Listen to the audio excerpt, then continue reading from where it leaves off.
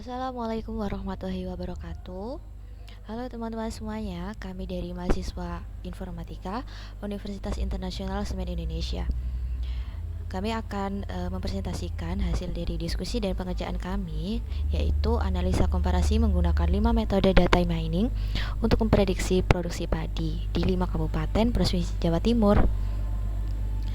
Kami beranggotakan 3 orang, ada saya sendiri Padipta Sofyanisa, Dendra Adana Putra, dan satunya lagi ada Adi Arjuna Putra Ngandro.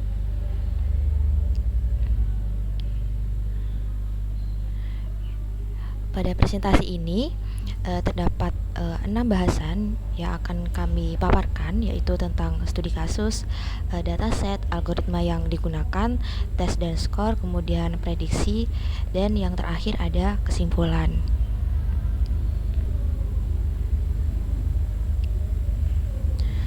Jadi, studi kasus yang kami ambil yaitu sumber pangan yang menjadi salah satu faktor penting dalam kehidupan. Karena negara Indonesia sendiri itu merupakan negara agraris, tidak hanya sebagai pemenuh kebutuhan pokok sehari-hari. Jadi salah satu sumber pangan yang selalu dibutuhkan masyarakat itu berupa padi. Kemudian di Indonesia sendiri memiliki banyak sekali sektor pertanian. Banyak faktor yang mempengaruhi tingkat produktivitas tersebut. Pergantian cuaca yang tidak stabil menjadi salah satu masalah pangan terpenting di Indonesia. Next.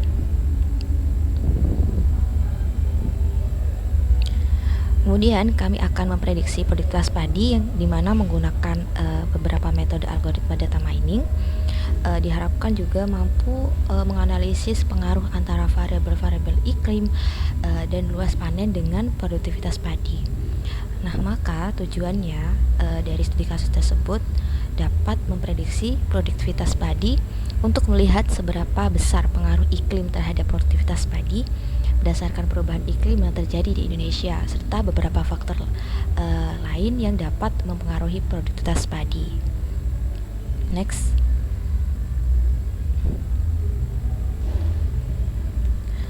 Kemudian data yang kami peroleh dari pangkalan BMKG dan BPS Indonesia. Kami mengambil dari Provinsi Jawa Timur dengan 5 kabupaten, Malang, Nganjuk, Gresik, Sidoarjo, dan Pasuruan. Nah, dari data tersebut kemudian kami olah dan menjadi 3 atribut, yaitu faktor iklim, luas panen, serta hasil produksi padi. Kemudian dari data yang diambil tersebut dapat mempengaruhi produktivitas padi di Indonesia. Selanjutnya akan dijelaskan oleh teman saya.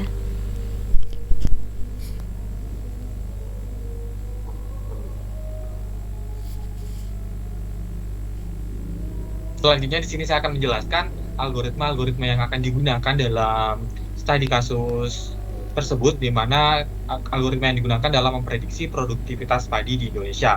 Nah, untuk algoritma yang digunakan di sini algoritma machine learning yang biasanya digunakan untuk klasifikasi dan regresi, yaitu ada 5 algoritma. Yang pertama ada linear regression, support vector machine, Canny-Resnick Boards, random forest, dan algoritma neural network. Nah, untuk algoritma yang pertama adalah algoritma linear regression. Algoritma linear regression merupakan algoritma yang dimana memodelkan hubungan linear antara variabel dependen dan satu atau lebih variabel-variabel independen lainnya.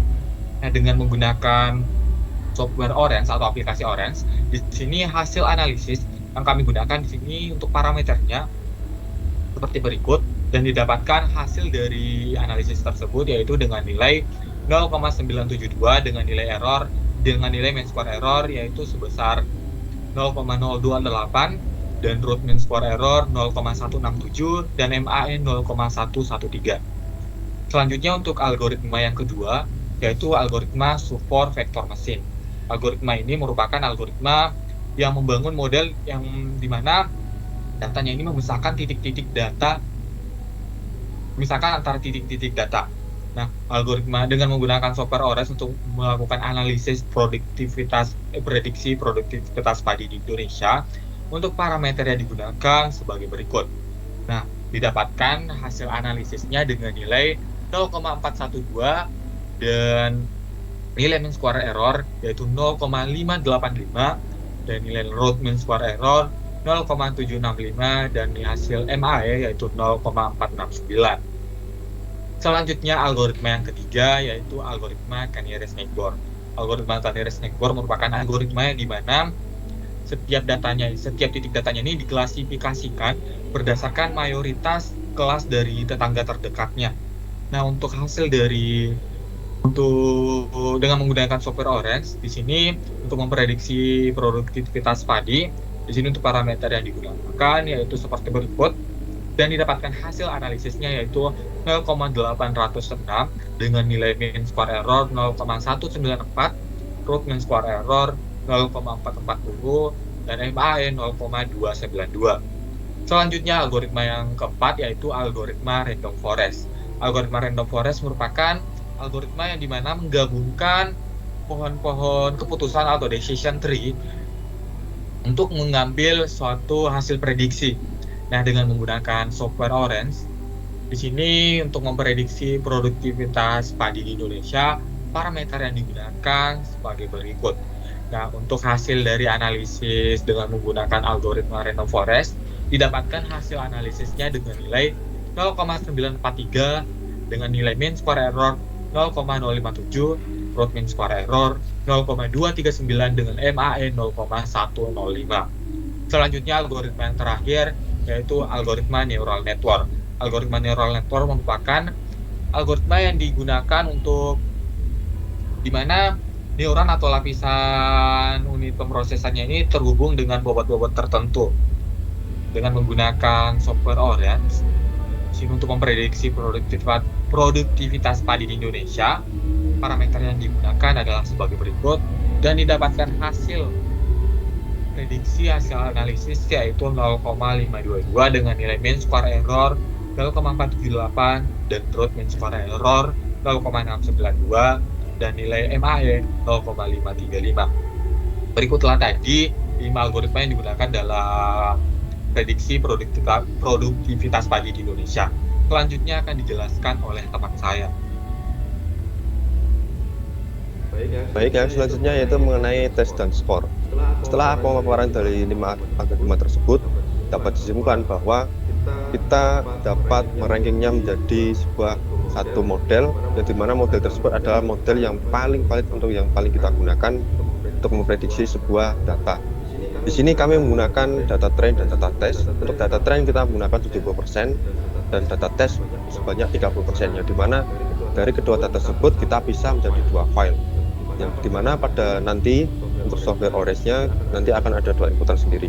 Nah, di sini kami juga menggunakan cross validation dengan number of folds sebanyak 10 kali, dan dihasilkan bahwa algoritma linear regression menjadi algoritma yang paling signifikan atau yang paling valid untuk produksi padi, di mana untuk nilai analisisnya sebanyak 0,972 dengan nilai error sebanyak 0,028.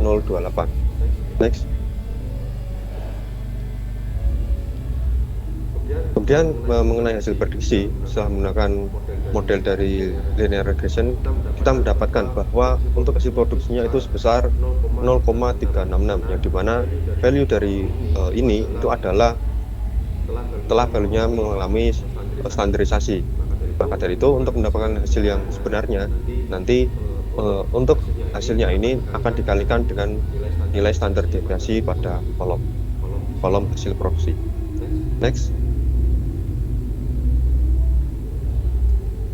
Kemudian untuk kesimpulannya, setelah kita menganalisis menggunakan 5 algoritma tersebut, yaitu terdiri dari regression linear, SVM, random forest, KKN, dan yang network, ternyata ada salah satu algoritma yang paling memberikan hasil yang paling unggul, yaitu regresi linear, yang dimana regresi linear mempunyai hasil analisis sebanyak 0,972 dan nilai error sebanyak 0,028.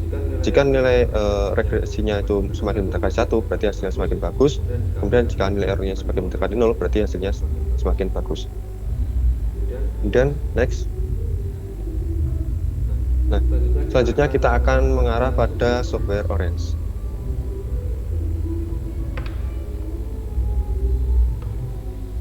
Nah, di sini kita menggunakan 2 data, yaitu ada data train di atas dan data test di bawah. Jadi setelah kita mengumpul data, kita mengkategorikan tipenya data terlebih dahulu. Ada tipe kategorikan dan memberi dengan role, ada feature, dan ada target. Jadi target itu nanti kita akan proses. Nah, selanjutnya kita normalisasi value-nya terlebih dahulu dengan kategori feature, yaitu menggunakan one attribute per value, dengan nomor feature yaitu standarisasi, dengan categorical outcome itu kita biarkan. Nah, setelah itu, setelah kita mendefinisikan atau menormalisasinya, kita menentukan kalau mana yang akan menjadi target atau sebagai variable dependent. Setelah itu kita menggunakan analisis dengan menggunakan 5 algoritma, kemudian kita sambungkan dengan test and score, di mana nanti yang di bawah ini juga akan disambungkan dengan test and score, sehingga kita mendapatkan hasil seperti berikut. Nah, setelah itu karena kita sudah mengetahui bahwa model linear regression lah yang paling unggul, maka kita hubungkan linear regression dengan prediction, sehingga di sini untuk perbandingan antara data asli dan data hasil prediksi adalah sebagai berikut. Kalau kita mendapatkan hasil prediksinya, kita akan mendapatkan sebuah hasil prediksi yaitu dengan hasil produksi 1,4, yang dimana 1,4017 ini adalah value yang telah distandarisasi. Nah, pada tahap terakhir kita simpan datanya pada sebuah file tertentu. Mungkin cukup sekian dari kelompok kami. Mohon maaf jika ada salah kata atau tutur kata yang kurang berkenan. Dari kami mohon maaf. Semoga videonya bermanfaat. Jangan lupa like, subscribe, dan komen di bawah ya. Dadah.